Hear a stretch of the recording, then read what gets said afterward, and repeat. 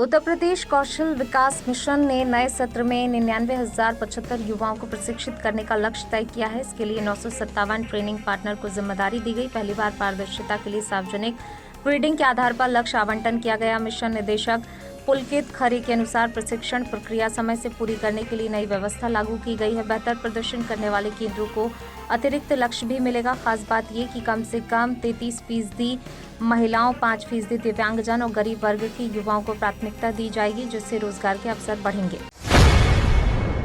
उत्तर प्रदेश में खाद्य प्रसंस्करण उद्योग को बढ़ावा देने के लिए डिप्टी सीएम केशव प्रसाद मौर्य ने केंद्रीय मंत्री चिराग पासवान से मुलाकात की। इस दौरान रोजगार सृजन और ग्रामीण अर्थव्यवस्था को मजबूत बनाने पर चर्चा हुई। राज्य में कॉमन इंक्यूबेशन सेंटर तेजी से बनाए जा रहे हैं, जिससे उद्यमियों को तकनीक और प्रशिक्षण मिलेगा। पीएमएफएमई योजना के तहत मोबाइल फूड प्रोसेसिंग यूनिट शुरू करने पर भी विचार हो रहा है। स्वयं सहायता समूहों को 19 करोड़ रुपए सीड कैपिटल देने की योजना से महिलाओं को आर्थिक मजबूती मिलेगी और ग्रामीण क्षेत्रों में नए अवसर पैदा होंगे।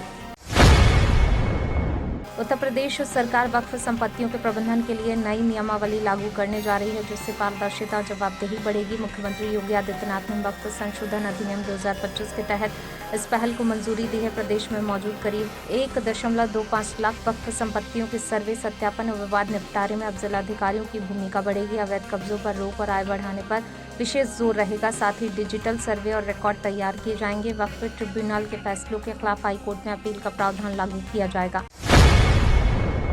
यूपी सीडा की 50वीं बोर्ड बैठक में औद्योगिक क्षेत्रों की निगरानी के लिए ड्रोन तकनीक लागू करने का फैसला लिया गया। लोक भवन में हुई बैठक में 34 प्रस्तावों को मंजूरी दी गई, जिनमें पारदर्शिता, गुणवत्ता सुधार पर जोर रहा। अब सिविल, विद्युत और कचरा प्रबंधन कार्यों की निगरानी ड्रोन से होगी। साथ ही भूमि आवंटन प्रक्रिया को पारदर्शी बनाने के लिए 75% आवंटन के बाद शेष भूमि ई ऑक्शन से दी जाएगी। निवेश बढ़ाने, इंफ्रास्ट्रक्चर सुधार और निवेशकों की समस्याओं के त्वरित समाधान के लिए विशेष कैंप लगाने के निर्देश दिए गए हैं।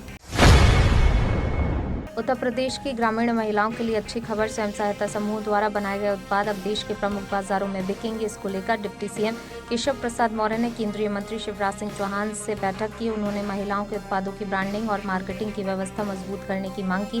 बैठक में मनरेगा भुगतान जल्द कराने पर सहमति बनी। लखपति दीदी योजना को और सशक्त बनाने पर जोर दिया। इससे ग्रामीण महिलाओं को रोजगार के बेहतर अवसर मिलेंगे और उनकी आय में वृद्धि होगी।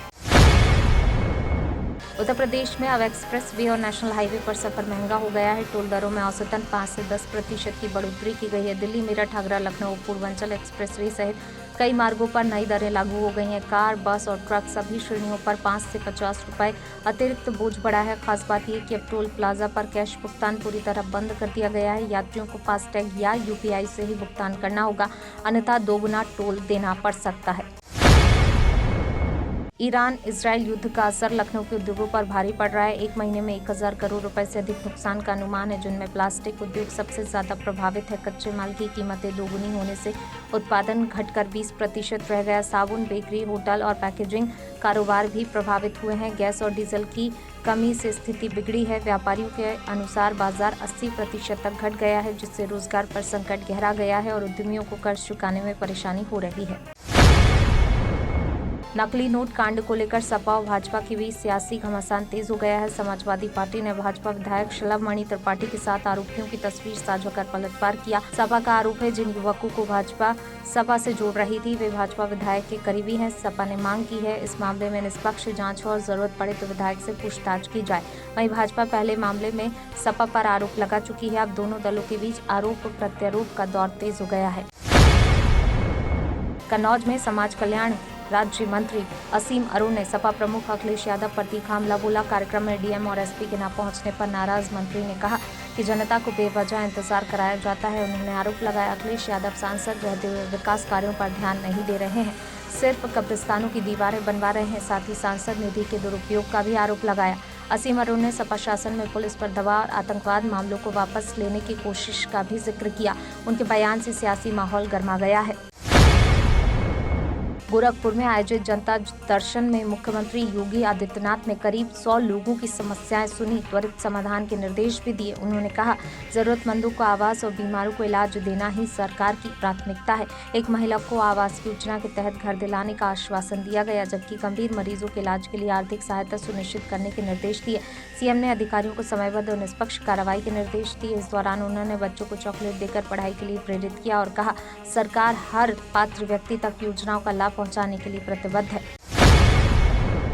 यूपी विधानसभा चुनाव 2027 से पहले कांग्रेस दलित वोट बैंक को साधने में जुट गई है। कांशी राम जयंती के बाद अब पार्टी 4 अप्रैल को बाबू जगजीवन राम की जयंती समता दिवस के रूप में मनाएगी। लखनऊ में होने वाले इस कार्यक्रम में उनकी बेटी मीरा कुमार मुख्य अतिथि होंगी। प्रदेश अध्यक्ष अजय राय ने इसकी जानकारी देते हुए बसपा प्रमुख मायावती पर निशाना साधा। पिछले कार्यक्रम में जगजीवन राम की तस्वीर न होने पर उठे सवालों के बाद कांग्रेस ने ये कदम उठाया है। कार्यक्रम में कई बड़े नेता शामिल होंगे और उनके विचारों पर चर्चा की जाएगी। गाजीपुर में जर्जर और झूलते बिजली के तारों को देखकर ऊर्जा मंत्री ए.के. शर्मा भड़क गए। लखनऊ से बलिया जाते समय निरीक्षण के दौरान उन्होंने इसे गंभीर लापरवाही बताया और मौके से ही PVVNL के MD को फोन कर कड़ी फटकार लगाई। मंत्री ने RDSS योजना के धन के उपयोग पर सवाल उठाते हुए कहा कि जमीन पर काम नजर नहीं आ रहा। उन्होंने चेतावनी दी, ऐसे हालात से कभी भी बड़ा हादसा हो सकता है। अधिकारियों को तुरंत तार दुरुस्त करने और नियमित मॉनिटरिंग के निर्देश दिए गए। साथ ही लापरवाही पर सख्त कार्रवाई की बात कही गई। वाराणसी पहुंचे भाजपा सांसद मनोज तिवारी ने 2027 के यूपी विधानसभा चुनाव को लेकर बड़ा दावा किया। उन्होंने कहा, यूपी में भी बिहार जैसा परिणाम देखने को मिलेगा और भाजपा पूर्ण बहुमत से सरकार बनाएगी। तिवारी ने विपक्ष पर निशाना साधते हुए कहा कि उन्हें पता भी नहीं चलेगा कि क्या हुआ और उनकी स्थिति बेहद कमजोर हो जाएगी। रोटरी क्लब के क्रिकेट लीग के उद्घाटन के दौरान उन्होंने खेलेगा इंडिया तो खेलेगा इंडिया का संदेश देते हुए खेलों को बढ़ावा देने की बात कही। उनके बयान से सियासी माहौल और गर्म हो गया है। देश के प्रमुख उद्योगपति गौतम अडानी ने अयोध्या पहुंचकर परिवार सहित रामलला के दर्शन किए। दर्शन के बाद उन्होंने इसे भावुक और गौरवपूर्ण क्षण बताया। अडानी ने कहा कि राम मंदिर केवल आस्था का केंद्र नहीं बल्कि भारत की संस्कृति और एकता का प्रतीक है। उन्होंने भगवान राम के आदर्शों को अपनाने की बात कही और देश की प्रगति के लिए प्रार्थना की। अडानी फाउंडेशन द्वारा गुरुकुल परंपरा को संरक्षित करने में सहयोग देने की भी बात कही गई। महर्षि वाल्मीकि अंतर्राष्ट्रीय एयरपोर्ट पहुंचने पर अधिकारियों ने उनका स्वागत किया, जिसके बाद वे सीधे दर्शन के लिए रवाना हुए।